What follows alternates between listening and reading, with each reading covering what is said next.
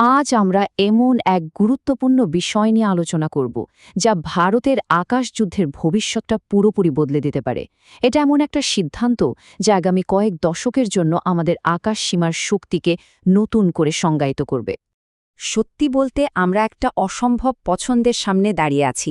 একদিকে দেশের সার্বভৌমত্ব আর অন্যদিকে আন্তর্জাতিক নিষেধাজ্ঞা। এই কঠিন পরিস্থিতিতে আমাদের বিমানবাহিনীর ভবিষ্যৎ আগামী ৫০ বছরের জন্য নির্ধারিত হতে চলেছে। চলুন এই জটিল বিষয়টা একটু ভেঙে দেখা যাক। চলুন শুরু করা যাক আসল সমস্যাটা দিয়ে। আমাদের এয়ারফোর্স বিশেষ করে উত্তর আর পশ্চিম সীমান্তে একটা বড় চ্যালেঞ্জের মুখে পড়েছে। পরিস্থিতিটা বেশ গম্ভীর। এই মুহূর্তে আমাদের হাতে কাজ করার মতো স্কোয়াড্রন আছে মাত্র ৩১টা। সংখ্যাটা শুনতে হয়তো বড় লাগছে, কিন্তু আমাদের দরকার অন্তত ৪২টা স্কোয়াড্রন। এই যে একটা বড় গ্যাপ, এটাই কিন্তু আমাদের সবচেয়ে বড় চিন্তার কারণ। আর এই গ্যাপটা কিন্তু মোটেই ছোটখাটো নয়। আমাদের প্রতিপক্ষরা, বিশেষ করে তাদের J-20 মতো প্লেনগুলো নিয়ে কিন্তু একদম বসে নেই। তারা সমানে নিজেদের শক্তি বাড়িয়ে চলেছে, ফলে আমাদের ওপর চাপটাও দিন দিন বাড়ছে। তো এই কঠিন পরিস্থিতিতে রাশিয়া আমাদের সামনে একটা দারুণ অফার রেখেছে। অনেকে এটাকে গোল্ডেন ডিল পর্যন্ত বলছে। এটা মূলত আমাদের নিজেদের পঞ্চম প্রজন্মের ফাইটার জেট AMCA তৈরি হওয়ার আগের সময়টায় একটা ব্রিজ হিসেবে কাজ করার জন্য ডিজাইন করা হয়েছে। ব্যাপারটা অনেকটা এরকম, ধরুন আপনি একটা সুপার কম্পিউটার কিনলেন, কিন্তু তার সফটওয়্যারের পাসওয়ার্ড আপনার কাছে নেই। পশ্চিমের ফাইটার জেটগুলোর ক্ষেত্রেও ঠিক তাই হয়। আমরা প্লেন তো পাই, কিন্তু তার ভেতরের সিস্টেমের সোর্স কোড পাই না। মানে নিজের ইচ্ছে মতো কোনো অস্ত্র বা সিস্টেম যোগ করা প্রায় অসম্ভব। কিন্তু রাশিয়ার অফারটা ঠিক এর উল্টো। ওরা বলছে, নাও, পুরো ডিজিটাল রাজ্যের চাবিটাই তোমাদের হাতে দিয়ে দিলাম।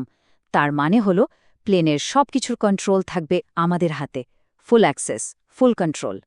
তাহলে এই গোল্ডেন ডিলে ঠিক কি আছে? দেখুন, ওরা মিশন সিস্টেমের পুরো সোর্স কোড দিচ্ছে, লেটেস্ট AL-51F1 ইঞ্জিন দিচ্ছে, আর সবচেয়ে বড় কথা, একটা স্পেশাল ২ সিটের কমান্ড ভ্যারিয়েন্টও অফার করছে। শুধু তাই নয়, প্লেনগুলো তৈরি হবে আমাদের HAL এর কারখানাতে, আর এর ফলে অ্যাস্ট্রা বা ব্রহ্মসের মতো আমাদের নিজেদের অস্ত্রগুলো সহজেই এতে লাগানো যাবে। এবার আসুন এই অফারের সবচেয়ে ইন্টারেস্টিং পার্টটা নিয়ে কথা বলি। সেটা হলো ওই যে বললাম ২ সিটের Su-57M ভ্যারিয়েন্ট। এটা কিন্তু কোনো সাধারণ ট্রেনার জেট নয়, একদমই নয়। এটা হলো আকাশের বুকে একটা চলন্ত কমান্ড সেন্টার। দেখুন, আজকের দিনের যুদ্ধক্ষেত্রে একজন পাইলটকে একাই অনেক তথ্য সামলাতে হয়। একে টেকনিক্যালি বলে কগনিটিভ লোড। এই ২ সিটের প্লেনের আইডিয়াটাই হলো এই অনেক চাপটাকে দুজনের মধ্যে ভাগ করে নেওয়া। কাজটা কিভাবে ভাগ হয়? একজন হলেন পাইলট, যার মূল ফোকাস হল প্লেনটা ওড়ানো আর শত্রুর সাথে সরাসরি লড়াইতে যাওয়া। আর দ্বিতীয়জন হলেন মিশন কমান্ডার। ওনার কাজ হল ড্রোনের ঝাঁক কন্ট্রোল করা, অন্য অ্যাসেটগুলোর সাথে যোগাযোগ রাখা আর পুরো ইলেকট্রনিক যুদ্ধটা সামলানো। ভাবুন একবার, একটা প্লেন থেকেই পুরো একটা ড্রোন স্কোয়াড্রনকে কন্ট্রোল করা হচ্ছে। সহজ কথায়, এই ২ সিটের মডেলটা একটা ফাইটার জেটকে একা লড়াই করা লোন উলফ থেকে একটা টিমের কোয়ার্টার ব্যাকে পরিণত করে, যে কিনা পুরো মাঠটা দেখতে পাচ্ছে আর বাকিদের নির্দেশ দিচ্ছে। এটা যুদ্ধক্ষেত্রে একটা সত্যিকারের ফোর্স মাল্টিপ্লায়ার।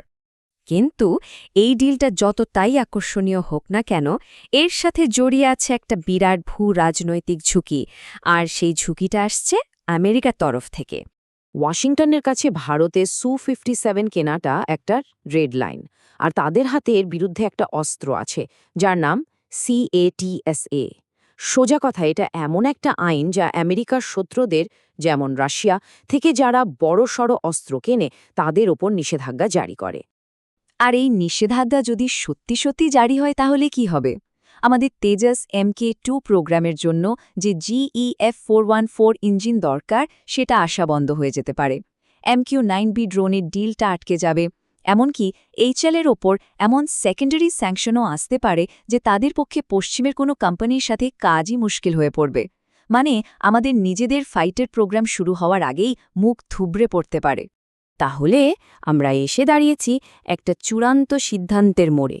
প্রশ্নটা হলো, আমরা কোনটা বাঁচব? রাশিয়ার সাথে গিয়ে প্রযুক্তিগত সার্বভৌমত্ব, নাকি আমেরিকার সাথে থেকে কৌশলগত অংশীদারিত্ব? চলুন একবার অপশনগুলো পাশাপাশি রেখে দেখি। সু-57E এর সবচেয়ে বড় প্লাস পয়েন্ট হল কম দাম আর পুরো টেকনোলজি ট্রান্সফার। অন্যদিকে F-35 এর আছে সেরা স্টেলথ আর নেটওয়ার্কিং ক্ষমতা, কিন্তু কোনো টেকনোলজি ট্রান্সফার নেই আর দামও অনেক বেশি। আর রাফাল তো আছেই, একটা প্রমাণিত অত্যন্ত নির্ভরযোগ্য প্ল্যাটফর্ম, কিন্তু সেটারও সোর্স কোড আমরা পাই না। আসলে এটা শুধু দুটো প্লেনের মধ্যে বাছা নয়, এটা দুটো আলাদা চিন্তাধারার মধ্যে বাছা। একদিকে আছে রাশিয়ার সু-57E, যা আমাদের প্রযুক্তিগত স্বাধীনতা আর আত্মনির্ভরশীলতা দেবে, আর অন্যদিকে আছে আমেরিকার F-35, যা আমাদের বিশ্বের সবচেয়ে শক্তিশালী সামরিক নেটওয়ার্কের অংশ করে তুলবে। দুটো রাস্তারই কিন্তু আমাদের ভবিষ্যতের উপর অংশম প্রভাব পড়বে। শেষ প্রশ্নটা এটাই, ভারত কোন পথে হাঁটবে? সার্বভৌম ক্ষমতার পথে নাকি কৌশলগত অংশীদারিত্বের পথে? এই একটা সিদ্ধান্তের ওপর শুধু আমাদের বায়ুসেনার ভবিষ্যতই নয়, গোটা এশিয়ার শক্তির ভারসাম্য নির্ভর করছে।